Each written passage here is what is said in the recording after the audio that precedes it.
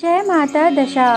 आप सभी का स्वागत है। आप सभी को दशा माता व्रत की 10वें दिन की बहुत बहुत शुभकामनाएं। दशा माता व्रत की 10वें दिन पर आज हम सुख, शांति, समृद्धि के लिए दशा माता की महात्म्य व्रत कथा का पाठन करेंगे। हमारे द्वारा प्रस्तुत की गई धार्मिक कथा कहानी अगर आपको पसंद आती हो तो अपना समर्थन अवश्य दें। जय माता दशा। एक राजा था जिसका नाम नल था और उनकी रानी का नाम दमयंती था। वह बड़े प्रेम से राज में राज किया करते थे। एक दिन एक ब्राह्मणी पानी पीने के लिए उनके पास आई। तब उस ब्राह्मणी ने रानी के पास जाकर पानी पिया। तब रानी ने पानी देते समय ब्राह्मणी के गले में डोरा देखा। उस पीले डोरे को देखकर रानी ने प्रश्न किया कि हे ब्राह्मणी, यह डोरा कैसा है, मुझे इसके विषय में बताओ। तब ब्राह्मणी बोली, यह डोरा दशा माता का है। इसे पहनने से सुख, संपत्ति, अन्न, धन घर में आता है तथा सदैव दशा माता की कृपा बनी रहती है।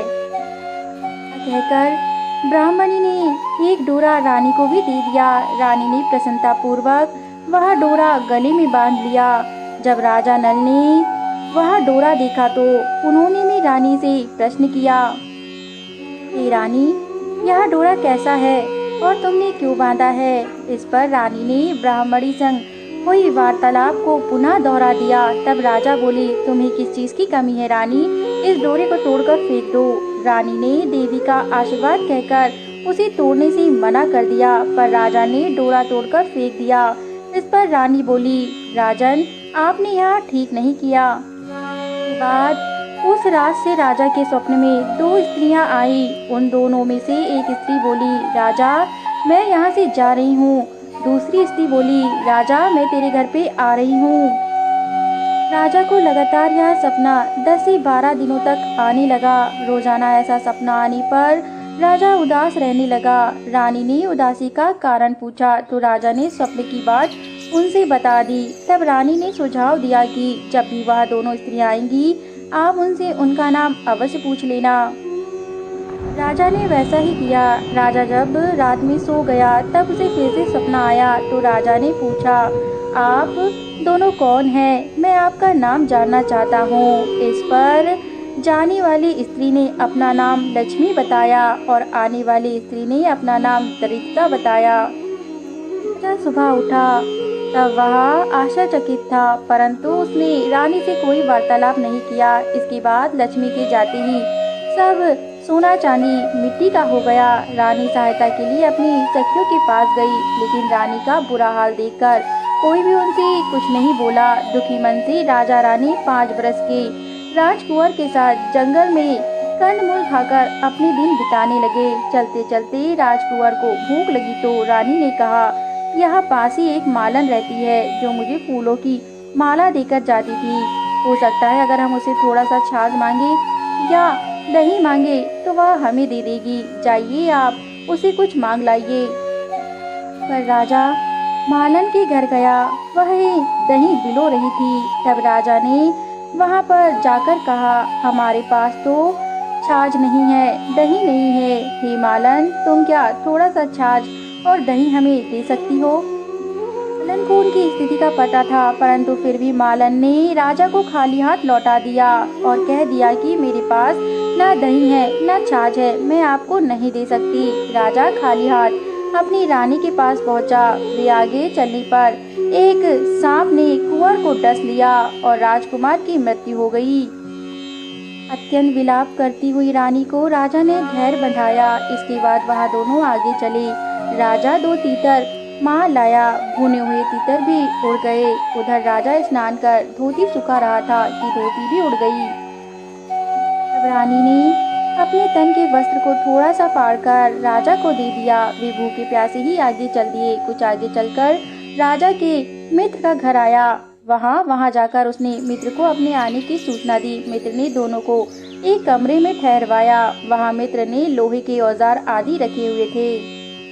देवयोग के प्रकोप से वे सारे औजार धरती में समा गए। चोरी का दोष लगने के कारण वे दोनों रातों रात वहां से भाग खड़े हुए। आगे चलकर राजा की बहन का घर आया। बहन ने अपने एक पुराने महल में राजा और रानी के रहने की व्यवस्था कर दी। सोने के थाल में उन्हें भोजन भेजा और थाली मिट्टी में बदल गई। राजा बड़ा लज्जित हुआ। थाल को वहीं गाड़कर दोनों फिर चल पड़े। आगे चलकर एक साहूकार का घर आया। साहूकार राजा के राज में व्यापार करने के लिए जाता था। साहूकार ने भी राजा को ठहरने के लिए पुरानी हवेली में सारी व्यवस्था कर दी। पुरानी हवेली में साहूकार की लड़की का हीरे का हार लटका था। पास ही दीवार पर एक मोर अंकित था। वहाँ मोर ही हार निकलने लगा। यह देखकर राजा रानी बोले, यह तो पाप का पुनः दोष लगेगा, चलो हमें यहाँ से चलना चाहिए। इस प्रकार राजा और रानी वहाँ से निकल चले।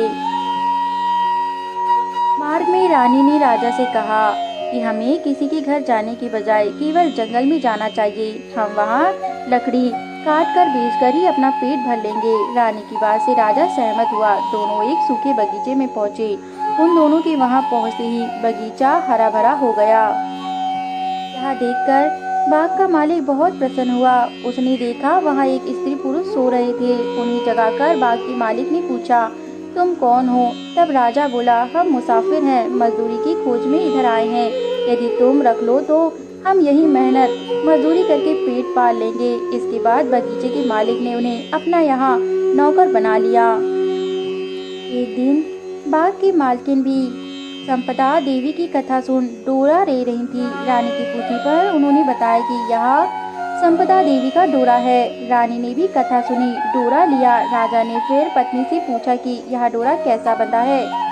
तो रानी बोली, यह वही डोरा है जिसे आपने एक बार तोड़कर फेंक दिया था और इसका अपमान किया था।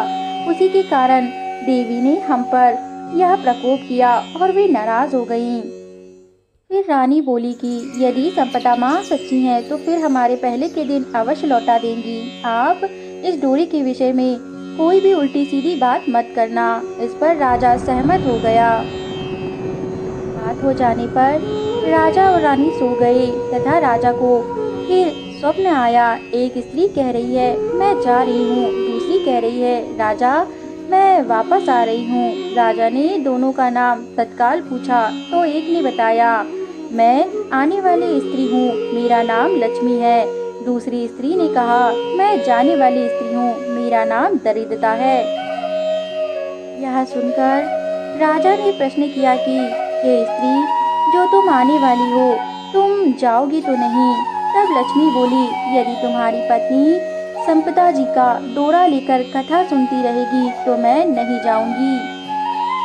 राजा ने जाने वाली स्त्री से पूछा, हे स्त्री, तुम जा रही हो तो वापस तो नहीं आओगी? इस पर जाने वाली स्त्री बोली, यदि तुम डोरा तोड़ दोगे या तुम्हारी स्त्री पालन नहीं करेगी नियम का तो मैं अवश्य पुनः लौट आऊंगी। न कहकर दोनों स्त्रियां स्वप्न से अंतर ध्यान हो गई। राजा सुबह जागा, वह प्रसन्न मुद्रा में था। प्रसन्नता पूर्वक रानी के साथ उसने वहाँ कार्य किया तथा रानी दंपति हार गूंथकर मालिन को देती थी। मालिन राजा और रानी को हार देने जाया करती थी। हार देकर वहाँ बगीचे की रानी बड़ी प्रसन्न हुई और उसने पूछा कि यह हार किसने बनाया है?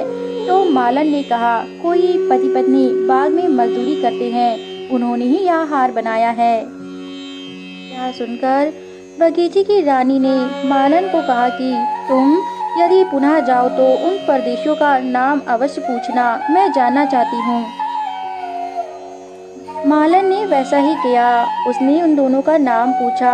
दोनों ने अपना नाम नर दंपति बता दिया। मालन दोनों से क्षमा याचना करने लगी। राजा ने उससे कहा, इसमें तुम्हारा क्या दोष है? हमारे दिन ही खराब थे। का नाम को जानकर मालन समझ गई, यह उसी के राजा और रानी हैं। उन्हें शीघ्र ही बगीचे वाली रानी को जाकर बताया। बगीचे वाली राजा और रानी ने उनका खूब आदर सत्कार किया और उन्हें विदा किया। जब राजा नल और रानी दंपति अपने राजमहल की तरफ चले तब राह में साहूकार का घर आया। दोनों वहां साहूकार के घर के पास गए। साहूकार ने नई हवेली में उनके ठहरने का प्रबंध किया तो राजा बोला, मैं तो पुरानी हवेली में ही ठहरूंगा। वहां साहूकार ने देखा दीवार पर चित्रित मोर नौलखी हार को उगल रहा था। साहूकार ने राजा के पैर पकड़ लिए। राजा ने कहा, दोष तुम्हारा नहीं, मेरी ही दिन बुरे थे। राजा और रानी आगे को चल दिए। तब उनकी बहन का घर आया। बहन के यहाँ जब वहाँ पहुंचे तो बहन ने नए महल में ही उन दोनों को रहने की जिद की। जैसे ही उसके पैरों के नीचे की थाली खोदी तो हीरों से जड़ी थाल वहाँ से प्रकट हो गई। बहन को वह थाल फिर स्वरूप में दिया। राजा आगे चल दिया। जहाँ उनके मित्र का घर आया तो मित्र के घर पहुंचकर मित्र ने उन्हें नए मकान में ठहरने की व्यवस्था कर दी, पर राजा पुराने कमरे में ही ठहरना चाहता था। तभी वहाँ मित्र ने बोला, ठीक है, तुम उसी कमरे में ठहरो। जैसे ही मित्र ने वहाँ राजा को पहुँचाया तभी लोहे के औजार मिल गए जो जमीन पर गड़ गए थे। आगे जब वे दोनों पति पत्नी आगे चले तो उन्हें वही नदी मिली। नदी के किनारे राजा की धोती उड़ गई थी। वह एक वृक्ष से लटक रही थी। वह नहा धोकर धोती पहने राजा ने उसे पुनः पहना और वह आगे चला। ऐसे ही राजा रानी आगे की ओर चले तो उन्हें उनका बेटा कुंवर खेलते हुए दिखाई दिया। माँ बाप को देखकर उसने उनके पैर छुए। नगर में पहुंचकर राजा की मालन दूध लेकर आई तो राजा बोला, आज दूध लेकर आ रही हो, उस दिन छाछ के लिए भी मना कर दिया था। इतना कहकर राजा उठा ही था कि रानी ने राजा को समझाया, वह हमारे ही बुरे दिनों का प्रभाव था। हमने अगर डोरा नहीं तोड़ा होता, नियम का पालन किया होता तो हमें यह बुरे दिनों को भुगतना नहीं पड़ता।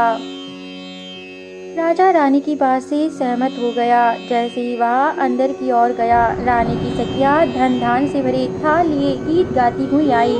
नौकर चाकर सब पहले के समान ही आ गए। दशा माता के डोरे का प्रभाव से ही उनको यह सब प्राप्त हुआ। इसलिए सभी को श्रद्धा पूर्वक माँ दशा माता की पूजा अवश्य करनी चाहिए और स्त्रियों को कथा पूजन का डोरा धारण करना चाहिए। इससे दशा माता की सदैव उन पर कृपा बनी रहती है। जय माता दशा। हे माता दशा, जिस प्रकार आपने राजा नल दंपति की गृहस्थ जीवन में खुशियाँ लौटाई, उन्हें धन धान्य संपत्ति से पुनः संयुक्त किया, वैसे ही कथा सुनने वाले कथा पढ़ने वालों पर भी अपनी सदैव कृपा बनाए रखी। आपकी सदैव जय जयकार है। जय माता दशा। हमारे द्वारा प्रस्तुत की गई धार्मिक कथा कहानियाँ अगर आपको पसंद आती हो तो हमारे YouTube चैनल को ज़रूर सब्सक्राइब करें ताकि हम ऐसे ही उच्च कोटि की कथाएं लाते रहें। धन्यवाद।